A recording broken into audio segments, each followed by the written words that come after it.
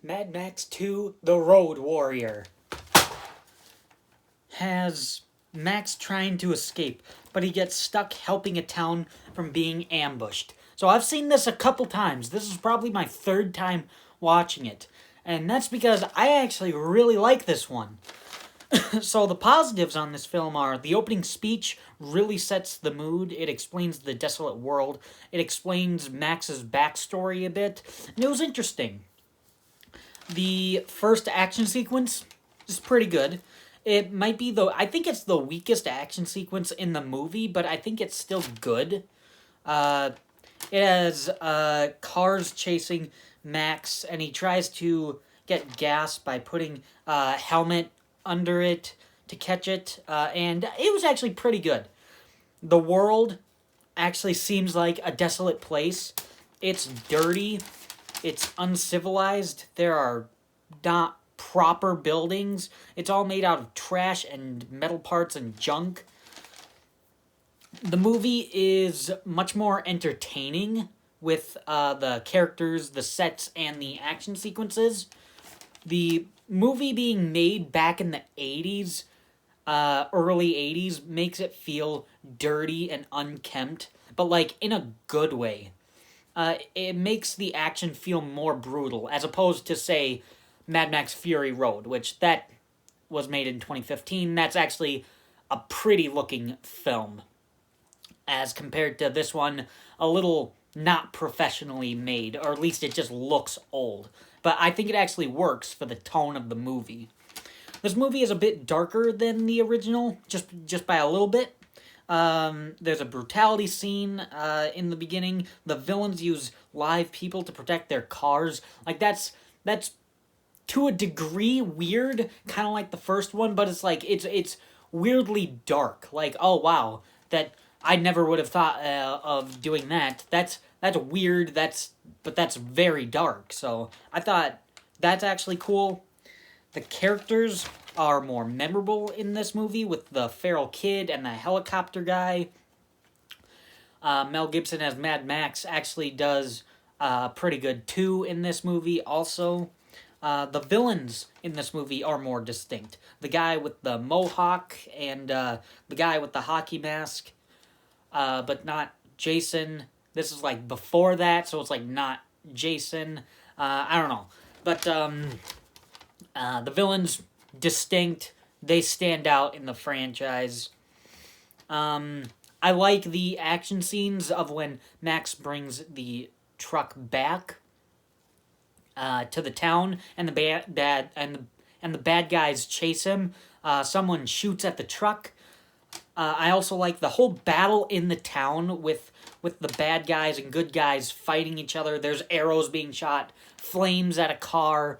That was really good. That was tense.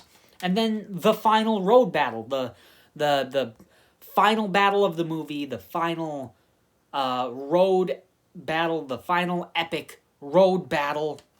It has cars crashing, arrows being shot, just people falling off the cars, and cars flipping over and stuff. And it was just really, really actiony, really, really good, really entertaining.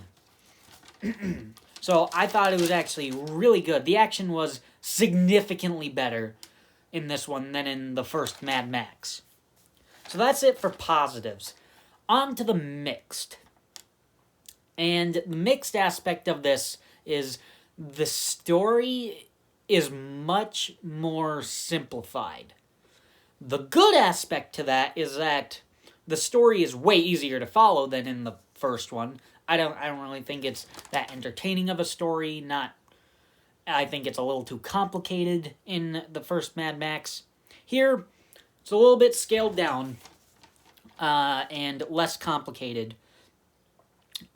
So it's easier to know what's happening. The bad aspect to that is that I actually could have used maybe a character arc for Max or something else for him to overcome.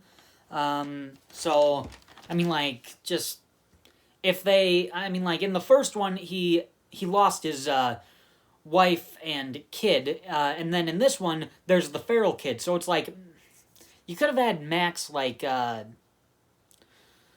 you could have had Max be like not interested in the kid, like doesn't want anything to do with any relationship with anybody, especially the feral kid. And then eventually by the end he could have been like, okay, this kid makes me better, makes me a better person, so he's actually really good to have with me.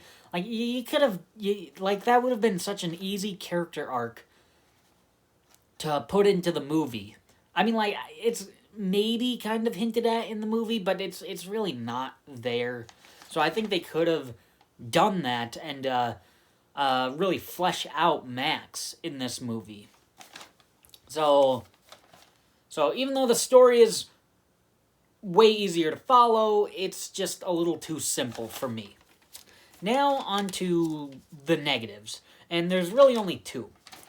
The first negative is there's one scene in the movie, in the middle of the movie, where it's hard to see what's happening. It's at night, and it's poorly lit, and it's like, I can't tell who's who, I can't tell what's going on. So, I mean, like, I could hear the feral kid, he's howling, I could hear Mad Max, I could kind of see that, like, okay, that's Max, I think, maybe. Other than that, I can't even tell who anybody else is. I don't know if that's Hockey Mask Villain Guy, I don't know if that's Mohawk Villain Guy, and I don't even know what the purpose of that scene was, so it's like, that scene could have just been pulled out of the movie, delete that scene, and this movie, I think, would have been better. The other only negative to this is the movie, I feel like, kind of slows down the pacing in the middle a little bit. Right about that scene where it's hard to see, like there, I kind of lose my engagement a little bit. Like, they probably could have, like, instead of that dark, poorly lit scene at night, they could have done an action sequence there, and it would have been really cool.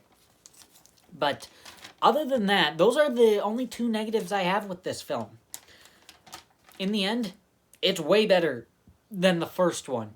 I actually really like it. I think I'd put this in my top 40 movies of all time, just for something a little bit different than just comedies and Scooby-Doo movies, I guess. But, I mean, I do actually really like it. So, this is definitely a sequel that is much better than the original. So, Mad Max 2, The Road Warrior, was actually pretty good. That's my review on Mad Max 2, The Road Warrior. Thanks for watching.